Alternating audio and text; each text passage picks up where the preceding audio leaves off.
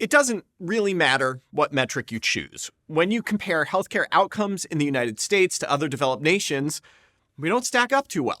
Among the 38 countries in the Organization for Economic Cooperation and Development, OECD, the US ranks number 1 in healthcare expenditure per capita, number 1 in healthcare expenditure as a percentage of GDP, and number 1 in the percent of overweight or obesity, and that's basically it for our superlatives.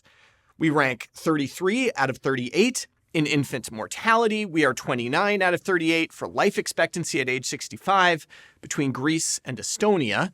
We do a bit better for cancer mortality, 10th, better than Costa Rica, worse than Sweden. People can take issue with all of these metrics. They all have their flaws. And of course, none of them really captures the big question, the whole picture, which is basically how good is our country at taking care of the health of its population? There's one metric, though, that does a better job than most at answering that question, the avoidable death rate. I'll explain exactly what that means in a minute, but suffice it to say that based on that metric, the United States is doing really, really badly.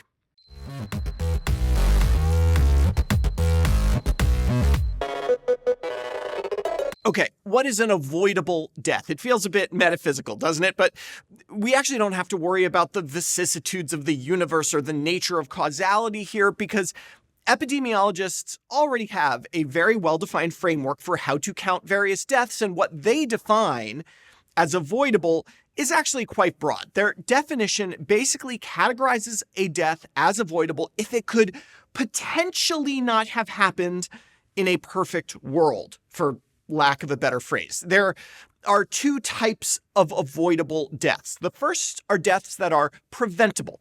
In theory, these are things like traffic deaths or deaths due to smoking or obesity-related deaths or drug abuse.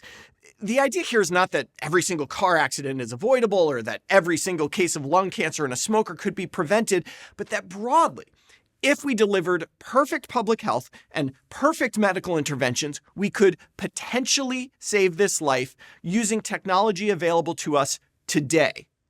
So we've got these deaths that we basically say we failed to prevent. And then we have treatable deaths. These are deaths that occur due to inadequate medical care. Think deaths from sepsis, for example, or even deaths due to poor management of chronic diseases like hypertension or diabetes. Like if we had a perfect healthcare system using current technology and meds with perfect patient adherence, we can say that a death due to complications from diabetes could have been avoided. If you think about avoidable deaths in this way, you realize quickly that almost every death is avoidable. There are exceptions.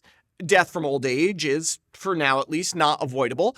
Deaths from currently incurable diseases, genetic disorders, Huntington's disease or something are not avoidable. But if we're talking about a population under age 75, say, the vast majority of deaths really are, in theory, avoidable. This is the we can do better metric. And that's what I like about it so much.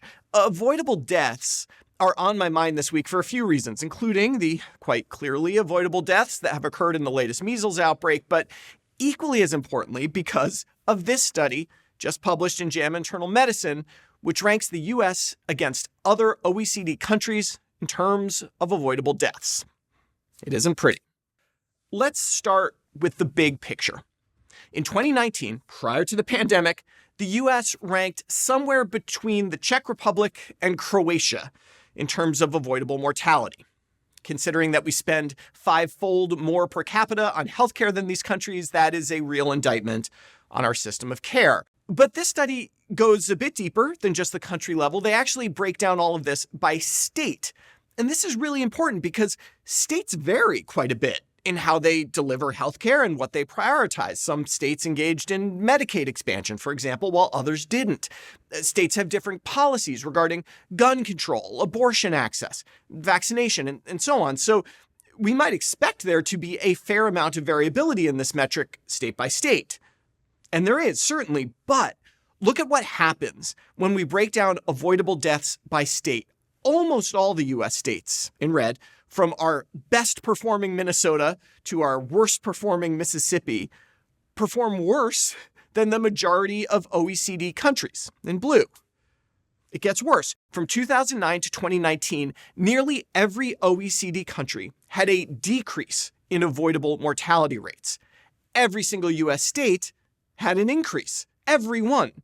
While the rest of the world was saving lives, we were saving fewer. And that's before the pandemic. We'll get to the pandemic in a minute. But first, where did all these avoidable deaths come from? Were they preventable or treatable? And far and away, the place we lost ground was in preventable deaths. 76% of the change in avoidable deaths in the US were from preventable deaths. And of those preventable deaths, just over 70% were from drug overdoses. In contrast, the other OECD countries were reducing preventable deaths over this time frame. Now, I don't want to cast all the blame on drug overdoses here. US states, by and large, also saw an increase in preventable deaths due to traffic accidents, homicides and suicides, and an increase in treatable deaths due to cancers. But still, if there's an elephant in the room here, it is the epidemic of drug abuse over the past decade in this country, something we quite clearly have failed to address. I said I'd address the COVID pandemic, and as you might expect, nearly every country in the OECD saw an increase in the avoidable death rate during COVID. The only exceptions were Denmark and Australia.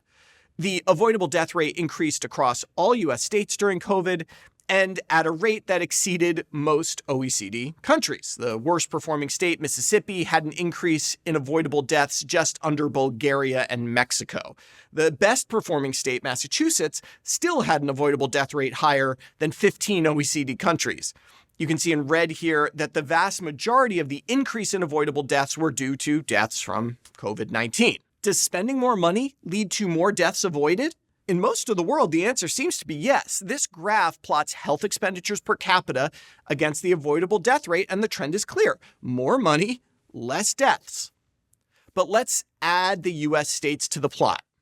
Virtually no relationship. You have states that spend relatively little money on healthcare by US standards, but have a lower rate of avoidable deaths, like Utah. And you have states that spend a lot, but don't seem to avoid deaths because of it, like West Virginia. In the US, in contrast to the rest of the world, healthcare spending is dissociated from outcomes. Now, this implies that the solution to our poor health outcomes in the US is not to simply throw money at it. We've been doing that for a long time now. It doesn't seem to be working. Even state by state, we don't see a real bang for the buck signal. What that means is that there are overarching national issues that drive these outcomes. I think that drug overdoses are a symptom of these overarching issues.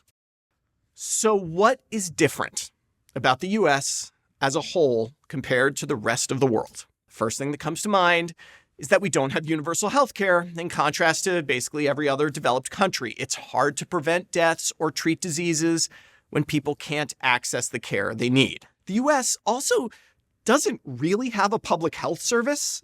Not in the way other European countries do. Instead, we rely on a patchwork of state and local officials with limited national coordination. This hinders national responses to national threats like COVID-19 or the opioid epidemic. Those of you who know me know I'm a believer in American exceptionalism, but this is not the way I want to be exceptional. If metric after metric, avoidable deaths, infant mortality, maternal mortality, life expectancy are all telling us we're doing a bad job delivering healthcare to our community, it becomes more and more difficult to excuse this as due to the quirks of American history and culture. It's time we own up to the fact that these results, these bad results, are themselves the results of choices we have made as a people, as a country. And these choices, thankfully, are not set in stone. Perhaps with some changes, falling further behind other developed nations can be avoided. From Medscape, I'm Perry Wilson.